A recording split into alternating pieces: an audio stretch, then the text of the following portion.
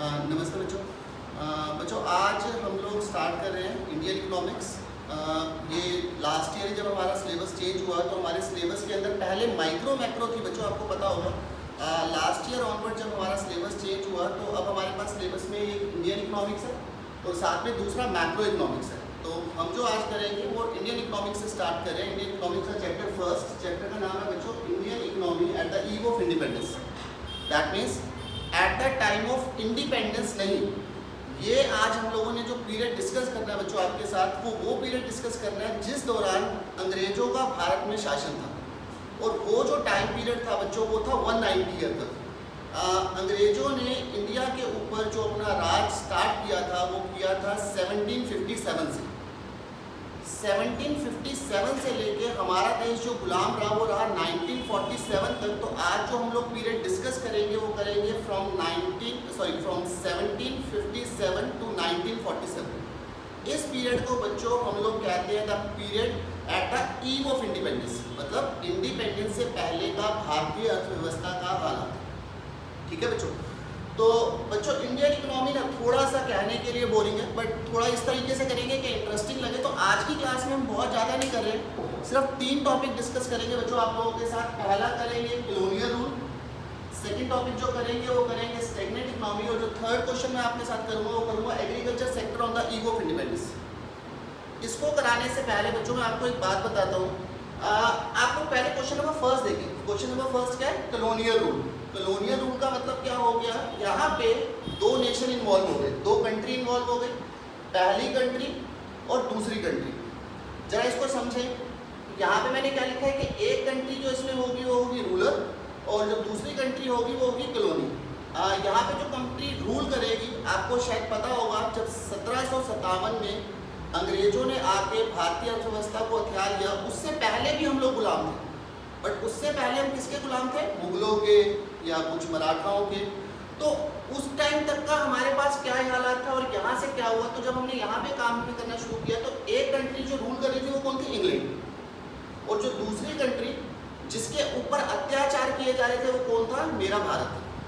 तो यहाँ पे किस तरीके से काम हो रहा था? तो जो भी रूल्स एंड रेगुलेशन डिसाइड करेगी वो कौन सी कंट्री करेगी बेटा? Rural country. और जिसके ऊपर वो थोप दिए जाएंगे वो दूसरी कंट्री कौन सी कंट्री होगी? Colony country. तो यहाँ पे 2 नेशन इन्वॉल्व होंगे। तो अगर आपको क्वेश्चन 1 नंबर में आए व्हाट इज कॉलोनियल रूल, तो आप क्या लिखेंगे? In which 2 nation involve, out of 2 1 nation is said to be ruler. That means वो नेशन जो रूल करेगा, जिसकी बादशाहत होगी, and other nation is said to be colony, जिसके ऊपर अत्याचार होंगे, जैसे कि पतियों पे, जैसे कि इंडिया पे हो रहे हैं। ठीक है। तो ये हमारे पास टॉपिक फर्स्ट था, व्हाट इज कॉलोनियल रूल, जहाँ पे हमने 2 नेशन के बारे में बात कर रहे हैं, कॉलोनी और रूरल कंट्री। कॉलोनी मीन्स जो इंडिया, और जो दूसरा नेशन है वो कौन सा था? इंग्लैंड। यहाँ तक समझ आ रहा है बच्चों? तो चलिए बच्चों, हमारे पास आज की क्लास का जो क्वेश्चन नंबर 2 है, ये 1 नंबर में लास्ट ईयर बोर्ड में आया था। What is stagnant economy? Stagnant का मतलब क्या होता है? वो इकोनॉमी जो स्टक हो जाए, वो इकोनॉमी जो रुक जाए, वो इकोनॉमी जो तरक्की ना करे। तो देखिए मैंने इसमें क्या लिखा है? Stagnant economy means the economy who stuck or very slow during the part of development, जो डेवलपमेंट कर ही नहीं रही।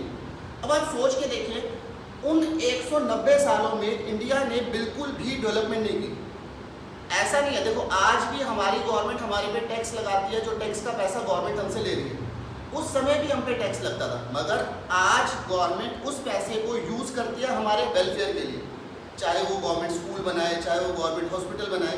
बट उस समय वो लोग क्या करते थे? सिर्फ हम पे टैक्स लगाते थे और वो सारा का सारा पैसा यूज़ किया जाता था ब्रिटेन के वेलफेयर के लिए।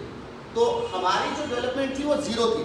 तो बच्चों मैंने बिल्कुल एक इजी लैंग्वेज में लिख दिया कि अगर आपको 1 नंबर में क्वेश्चन है व्हाट इज स्टैग्नेंट इकोनॉमी, तो आप क्या लिखेंगे? वो इकोनॉमी जो स्टक हो चुकी है, स्टक और वेरी स्लो। कहाँ पे स्लो?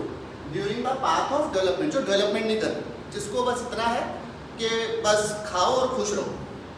तो ये दोनों क्वेश्चन बेटा 1 मार्क्स बेस्ड क्वेश्चन थे बच्चों। अब ये वाला क्वेश्चन मैं आपको करा रहा हूँ, agriculture sector on the eve of independence.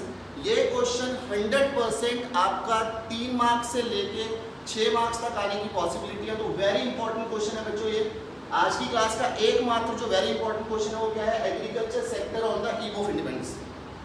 Eve of independence का मतलब क्या हुआ? वो सारा टाइम पीरियड, जैसे मैंने 5 मिनट पहले डिस्कस किया था, 1757 से लेके 1947 तक का पीरियड। उस सब पीरियड में हमारा क्या हाल था, मैं थोड़ा सा उससे पहले चलता हूँ। जब हमारा देश अंग्रेजों के गुलाम नहीं हुआ था, उससे पहले हमारे पास एक क्वेश्चन है जो मैं अगली वाली क्लास में डिस्कस करूंगा आपके साथ, बिफोर कॉलोनियल रूल।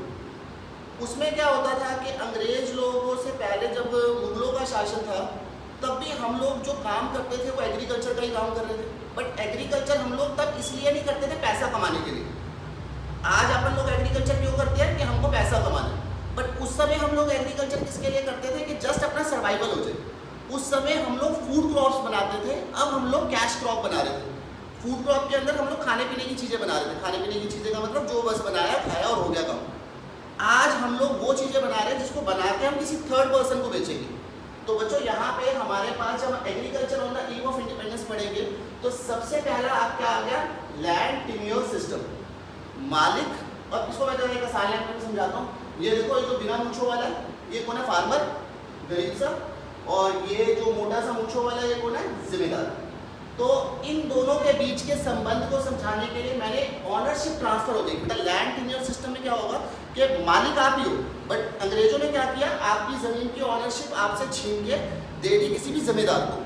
जिम्मेदार मतलब जो भी उस तरह का भाई बाहुबली जैसा कोई लोग होते थे, तो उस तरह के लोगों को उठा के दे दी। अब वो करते क्या थे, क्योंकि अंग्रेजों के पास अपनी तो इतनी मैन पावर थी नहीं, तो उसने हमारे लोगों को यूज किया हमारे खिलाफ। हमारे में से जैसे जो 4-5 मतलब जो कमजोर से लोग होते थे वो फार्मर्स हो गए, और जो 5-6-60 जैसे लोग होते थे वो कौन हो गए, जिम्मेदार हो गए। अब ये लोग क्या करते थे, ये लोग कलेक्ट करते थे रिवेन्यू फ्रॉम फार्मर। फार्मर से पैसा लेते थे, और पैसा लेके किस रूप में लेते थे, लगान के रूप में, और बाद में किसको देते थे, अंग्रेजों को। मतलब हमारा पैसा हम ही से लेके हमारे लोग ही अंग्रेजों को दे रहे। तो ये एक्सप्लॉयटेशन था या नहीं था। तो ये पहला पॉइंट क्या था, लैंड टेन्योर सिस्टम। के टेन्योर सिस्टम में क्या था कि अंग्रेजों ने एक जमींदार हायर किया जो पैसा लेता था, और पैसा लेने के बाद किसके रूप में, लगान के रूप में, किससे, फार्मर से। अब देखो मेरी जमीन, मैं मालिक, फिर भी मैं किसी को पैसा दे रहा हूँ, कोई दे रहा हूँ। सेकंड हमारे पास क्या था बेटा, कमर्शलाइजेशन ऑफ एग्रीकल्चर। एग्रीकल्चर को कमर्शियल कर दिया। उससे पहले क्या था, हम लोग सादा जीवन उच्च विचार, मतलब बनाना खाना खत्म, इतना ही हो रहा था। बट उन्होंने क्या किया, कमर्शलाइजेशन। कमर्शलाइजेशन का मतलब क्या होता है, कॉमर्स के स्टूडेंटों को शायद आपको पता होगा, मतलब जो आप वो एक्टिविटी करें जो पैसे के लिए किए जाएंगे, मतलब वो नहीं कि किसी के भले के लिए। तो कमर्शलाइजेशन में पहला पॉइंट क्या हुआ, प्रोडक्शन ऑफ कैश क्रॉप। पहले मैंने आपको क्या बताया था, आप कौन सी वाली क्रॉप बनाते थे, फूड क्रॉप्स। अब आप कौन सी क्रॉप बना रहे हैं, कैश क्रॉप। कैश क्रॉप बनाने का बेटा नुकसान, देखो पैसा मिल रहा है, पैसा मिलने का भी नुकसान था। क्या नुकसान था, वो आपसे वो चीज़ें बनाते थे जो बनाने के बाद आपकी ज़मीन पे कुछ और नहीं बन सकता। जैसे कि आपसे वो खेती कराते थे कॉटन की, इंडिगो। इंडिगो मतलब 9वीं-10वीं में बहुत बड़ा होगा एसएसटी में, नील की खेती। नील बनने के बाद क्या होता है, नील या एक अफीम की भी खेती होती है, मैं क्लास में शब्द का प्रयोग नहीं करना चाहता था, बट इंडिगो की खेती करवाई। इंडिगो से क्या हुआ, इंडिगो बनाने के बाद एक बार अगर आपकी ज़मीन पे इंडिगो की खेती हो जाए तो उसके बाद आपकी ज़मीन किसी और चीज़ के लिए उपजाऊ बचती नहीं। उन्होंने कई गुना पैसा देके इंडिगो बनाने के लिए पहले मजबूर किया, बट उसके बाद उनकी ज़मीनें बंजर। वन टाइम तो उन्होंने पैसा कमा लिया, बट आगे ना खाने के लिए था ना कमाने के लिए था। तो सबसे पहले उन्होंने क्या किया, कमर्शलाइज करने के बाद प्रोडक्शन करवाई कैश क्रॉप की। उसके बाद उन्होंने क्या किया, देखो जो इसी पॉइंट से बना, given a higher price for the cash crop. जो उन्होंने कैश क्रॉप बनाई, जो इंडिगो वगैरह की खेती करी, उसके लिए भर भर के पैसा दिया, लो।